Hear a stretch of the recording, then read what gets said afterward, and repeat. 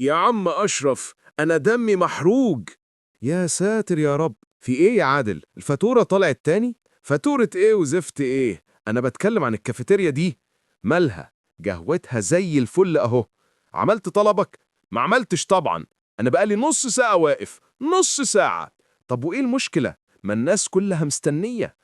المشكلة إن مفيش حاجة اسمها الناس كلها، في الطابور الخامس يا أشرف. طابور خامس؟ تقصد إيه؟ بتوع الامن اللي بياخدوا الاوردرات من غير دور؟ لا، طابور خامس بجد. ناس بتظهر فجأة، بتقف في البلايند سبوت بتاع اللي بيعمل القهوة، بيشوفوا الطابور طويل يقوموا متسحبين من الجنب.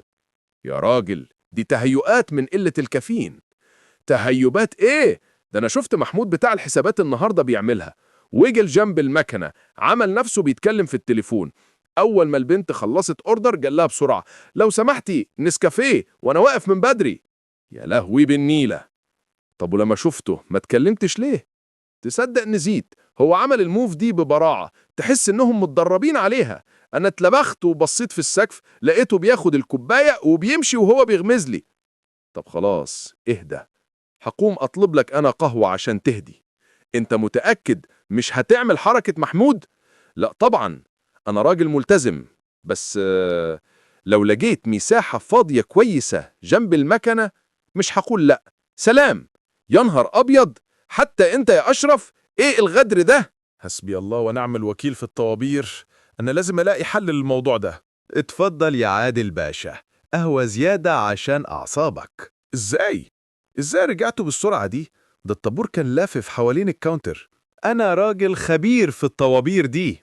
أنا عملت مناورة الإلهاء المباشر. إيه مناورة الإلهاء المباشر دي كمان؟ اختراع جديد؟ بسيطة. أول ما وقفت عملت نفسي بكلم في التليفون بصوت عالي وقلت: الحرني، العربية بتولع، الموتور بيطلع دخان من عند الفيتيس. يا نهار أبيض، وعملوا إيه؟ كل اللي في الطابور بصولي. في واحد طلع موبايله عشان يصور، والتاني بص من الشباك، والتالت قال لي: طب ما تنقلها بعيد عن مدخل الكافيتيريا يا عم. وبعدين قمت مسطرة نفسي على الكاونتر وأنا بقول للبت: 2 قهوة سريعة قبل ما الليلة تسيح. محدش فيهم لحق يستوعب إنه ضيع مكانه في الطابور. دي خدعة قديمة اسمها تشتيت الانتباه الجماعي. يا ابني أنت دماغ. يعني أنا كنت متوقع منك غدر فردي، لكن أنت عملت عملية كوماندوز جماعية. طابور إيه يا عادل؟ إحنا بتوع الطابور الموازي.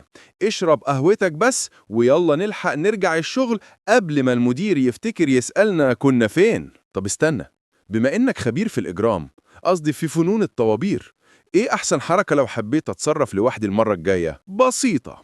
تقف ورا أي واحدة بتتكلم في التليفون ومش مركزة. أول ما تتحرك نص خطوة تجري انت وتقف مكانها بسرعة وتعمل نفسك واقف بقالك ساعة. الله عليك. طابور، طابورين يا عم. أنا هجيب كرسي خشب وأقعد بيه قدام الكافيتيريا من الساعة 7 الصبح عشان أضمن مكاني. يا عم اشرب القهوة هتبرد ويسيب لي أنا التخطيط، وتعالى نفكر نقول لمديرنا إيه لو عرف إحنا كنا فين. القهوة دي ردت فيا الروح. تسلم ايدك يا أشرف باشا، بجد انت فنان في الهروب من الطابور. ولا يهمك يا صاحبي، انا بقولك احنا نفتح شركة استشارات جديدة اسمها فك الطابور او حل أزمة الانتظار. مفيش وقت. بص الساعة بقت كام؟ احنا كده غرقنا في الزغقان. المدير لو سأل هنقول ايه؟ المدير عايز حاجة مقنعة، مش حاجة بتاعت ترافيك او اطار نام. طبعا، ده واد دقيق وما بيفوتش حاجة. لو قلنا له زحمة هيقول ما خرجتوش بدري ليه؟ جبتها. هنعمل سيناريو الاي تي. سيناريو الاي تي ايه ده كمان؟ اسمع بقى وركز معايا عشان ده الباك اب بلان. لو المدير سأل هتقول الآتي: يا فندم، النظام وقع فجأة، الموقع بتاع الشركة عمل كراش، وكان لازم نراجع الكود من مصدر خارجي عشان نحدد المشكلة فين بالظبط.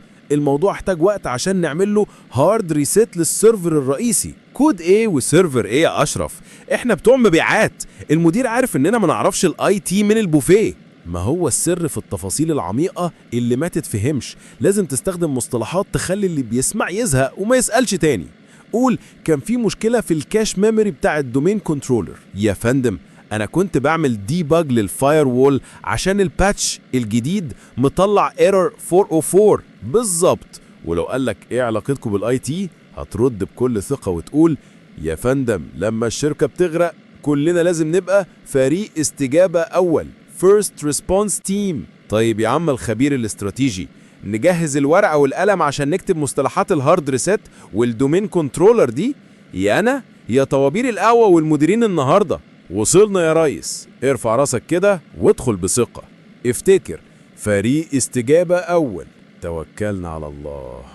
أنا شكلي مستعد المشكلة حقيقي دلوقتي.